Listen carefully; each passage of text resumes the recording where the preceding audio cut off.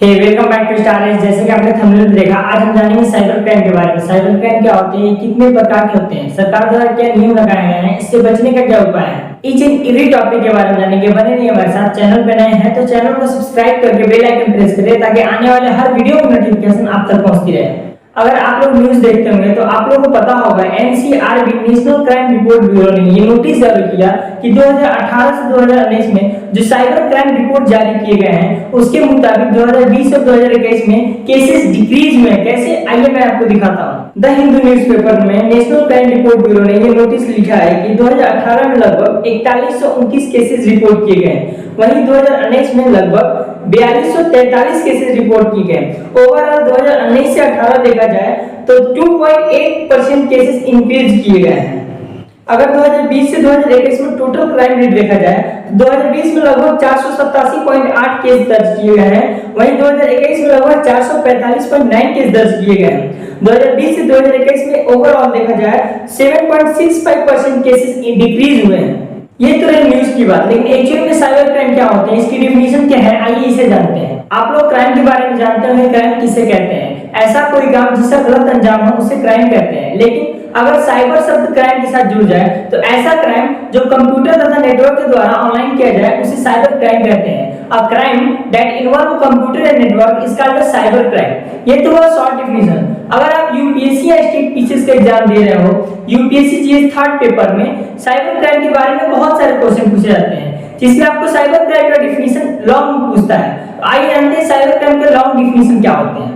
Cyber crime offense that are committed against individual or group of individuals with a criminal motive to intentionally harm the reputation of the victim or cause physical or mental harm।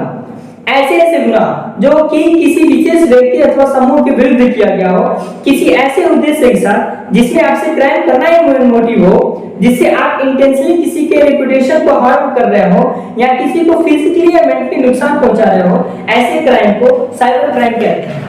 ये तो हुआ cyber crime का definition. अब आइए जानते हैं cyber crime कितने प्रकार के होते हैं। पहला है स्पैम ईमेल। अनेक प्रकार के ईमेल जो आपके फोन या लैपटॉप में आते हैं, जिससे ऐसे ईमेल भी होते हैं जो कंप्यूटर को नुकसान पहुंचाते हैं। उस ईमेल से सारे कंप्यूटर तथा मोबाइल डिवाइसेस खराब हो जाती हैं। दूसरा है हैकिंग। अगर कोई व्यक्ति बिना आपकी परमिशन के आपके कंप्यूटर में लॉक लगाने के बावजूद भी एंट्री कर जाए, उसे हैकिंग कहते हैं, जो कि इलीगल हैकर द्वारा किया जाता है।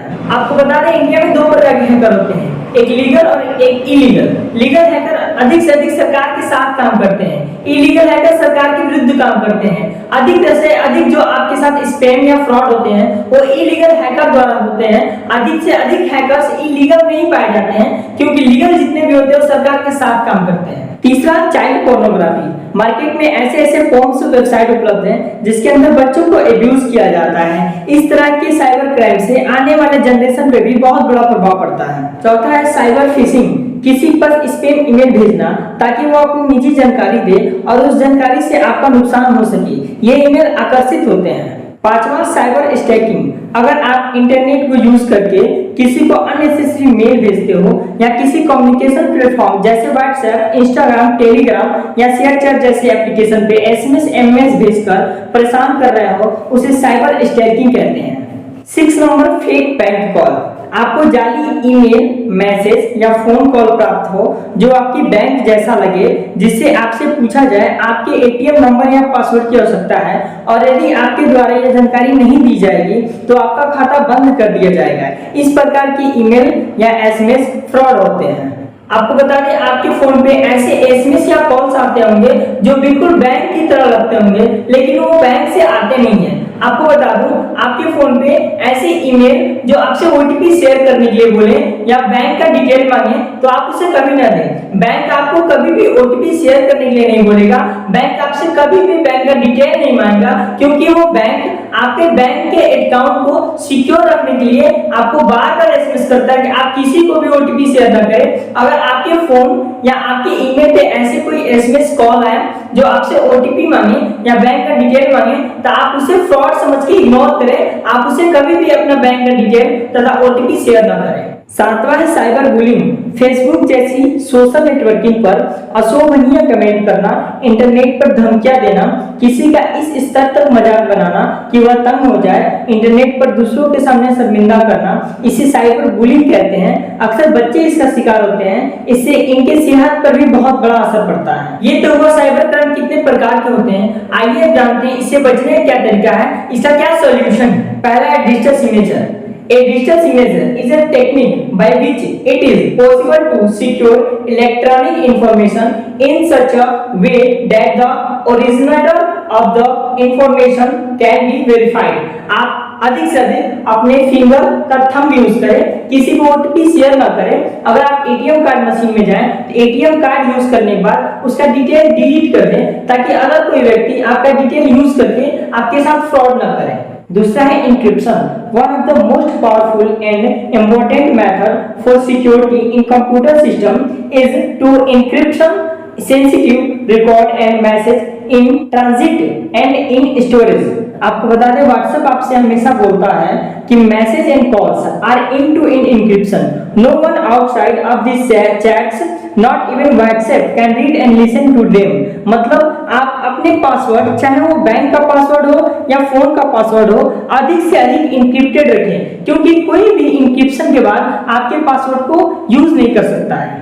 तीसरा है security audit. Time to time अपने मोबाइल का पासवर्ड बदलते रहें। ऑनलाइन ट्रांजैक्शन एप्लीकेशन जैसे PhonePe, Google Pay, Paytm, UPI pay का पासवर्ड चेंज करते रहें, ताकि आपका पासवर्ड अपडेट के साथ साथ सिक्योर रहे। आपको बता दें ऑडिट का मतलब जो आपने काम किया उसे दोबारा करें। मतलब जो आपने सिक्योरिटी लगाया, सिक्योरिटी ऑडिट मतलब सिक्योरिटी जो आपने यूज किया उसे दोबारा यूज करें, ताकि आप अपडेट भी रहें और आपको पता चलता रहे कि आपका सिक्योरिटी जो है वो हैक है या नहीं हैक है। चौथा साइबर फोरेंसिस। साइबर अपराधों की जांच में साइबर फोरेंसिस एक बहुत ही महत्वपूर्ण सहायक है। Cyber forensics computer system, computer network, computer media और कंप्यूटर उपकरणों से किसी भी तत्व से निकाले गए सबूतों की खोज कर उसे पुनर्निर्माण करता है तथा किसी अपराध को सुलझाने के लिए जांच की अनुमति देता है। अगर आपके साथ कोई भी ऐसा फ्रॉड हो तो आप अधिक से अधिक साइबर फोरेंसिक का यूज करें। आपको बता दें, अगर आप लोग न्यूज देखते होंगे तो आपको पता होगा कुछ दिन पहले दिल्ली के सीएम अरविंद केजरीवाल की बेटी के साथ एक फ्रॉड हुआ था। दिल्ली के मुख्यमंत्री अरविंद केजरीवाल की बेटी ऑनलाइन फ्रॉड का शिकार हुई है। सीएम केजरीवाल की बेटी एक पुराने सोफे को ऑनलाइन बेच रही थी। इस क्रम में ठगों ने उनसे 34,000 रुपए ठग लिए। ये तो हुआ साइबर क्राइम से बचने के तरीके। आइए अब जानते हैं सरकार द्वारा 2000 के अंतर्गत कौन कौन से कानून लगाए गए हैं। सूचना तकनीक कानून 2000 के अंतर्गत साइबर स्पेस में क्षेत्राधिकारी संबंधित प्रावधान। कंप्यूटर संसाधनों से छेड़छाड़ की कोशिश करने पे धारा 65 लगाए जाते हैं। कंप्यूटर में संग्रहित डाटा के साथ छेड़छाड़ कर उसे हैक करने की कोशिश करने पे धारा 66 लगाए जाते हैं। संवाद सेवाओं के माध्यम से प्रतिबंधित सूचनाओं भेजने के लिए दंड का प्रावधान धारा 66A लगाए जाते हैं। कंप्यूटर या अन्य किसी इलेक्ट्रॉनिक गैजेट से चोरी की गई सूचनाओं को गलत तरीके से हासिल करने के लिए दंड का प्रावधान धारा 66B लगाए जाते हैं। किसी की पहचान चोरी करने के लिए दंड का प्रावधान धारा 66C लगाए जाते हैं। अपनी पहचान छुपाकर कंप्यूटर की मदद से किसी के व्यक्तिगत डाटा तक पहुंचने बनाने के लिए दंड का प्रावधान धारा 66D लगाए जाते हैं। किसी की निजता भंग करने के लिए दंड का प्रावधान धारा 66E लगाए जाते हैं। साइबर आतंकवाद के लिए दंड का प्रावधान धारा 66F लगाए जाते हैं। आपत्तिजनक सूचनाओं के प्रकाशन से जुड़े प्रावधान के लिए धारा 67 लगाए जाते हैं। इलेक्ट्रॉनिक माध्यमों से सेक्स या अश्लील सूचनाओं को प्रकाशित या प्रसारित करने के लिए दंड का प्रावधान धारा 67A लगाए जाते हैं। इलेक्ट्रॉनिक माध्यम से ऐसी आपत्तिजनक सामग्री का प्रकाशन या प्रसारण करना जिसमें बच्चों को अश्लील अवस्था में दिखाया गया हो, उसमें धारा 67B लगाए जाते हैं। मध्यस्थों द्वारा सूचनाओं को बाधित करने या रोकने के लिए दंड का प्रावधान धारा 67C लगाए जाते हैं। सुरक्षित कंप्यूटर तक अनाधिकार पहुंचने बनाने से संबंधित प्रावधान धारा 70 लगाए जाते हैं। डाटा या आंकड़ों को गलत तरीके से पेश करना धारा 71 लगाए जाते हैं। आपसी विश्वास और निजता को भंग करने के संबंधित प्रावधान के लिए धारा 72A लगाए जाते हैं। कॉन्ट्रैक्ट की शर्तों का उल्लंघन कर सूचनाओं को सार्वजनिक करने से संबंधित प्रावधान धारा 72A लगाए जाते हैं। फर्जी डिजिटल हस्ताक्षर का प्रकाशन करने के लिए धारा 73 लगाए जाते हैं। सूचना तकनीक कानून की धारा 78 में इंस्पेक्टर स्तर के पुलिस अधिकारियों को इन मामलों में जांच का अधिकार हासिल है। ये तो हुआ साइबर एक्ट 2000 के अंदर कौन कौन से कानून लगाए गए हैं। आइए अब जानते हैं अगर कोई साइबर अपराध करता है तो उस पे कौन कौन से आईपीसी धारा लगाए जाते हैं। भारतीय दंड संहिता आईपीसी में साइबर अपराधों के संबंधित प्रावधान। ईमेल के माध्यम से धमकी भरे संदेश भेजना आईपीसी की धारा 503 लगाए जाते हैं।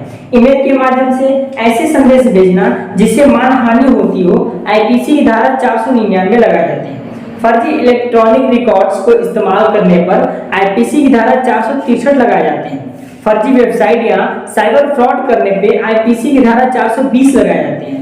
चोरी छिपे किसी के ईमेल पर नजर रखने पे आईपीसी की धारा 463 लगाए जाते हैं। वेब चेकिंग करने पे आईपीसी की धारा 383 लगाए जाते हैं। ईमेल का गलत इस्तेमाल करने पे आईपीसी की धारा 500 लगाए जाते हैं। दवाओं को ऑनलाइन बेचने पे एनडीपीएस एक्ट लगाए जाते हैं। हथियारों को ऑनलाइन खरीद बिक्री करने पे आर्म एक्ट लगाए जाते हैं। मुझे उम्मीद है एक एक टॉपिक आप अच्छे से समझ गए होंगे। ऐसे वीडियो पाने के लिए हमारे चैनल को सब्सक्राइब करके बेल आइकन प्रेस करें ताकि आने वाले हर वीडियो की नोटिफिकेशन आप तक पहुंचती रहे।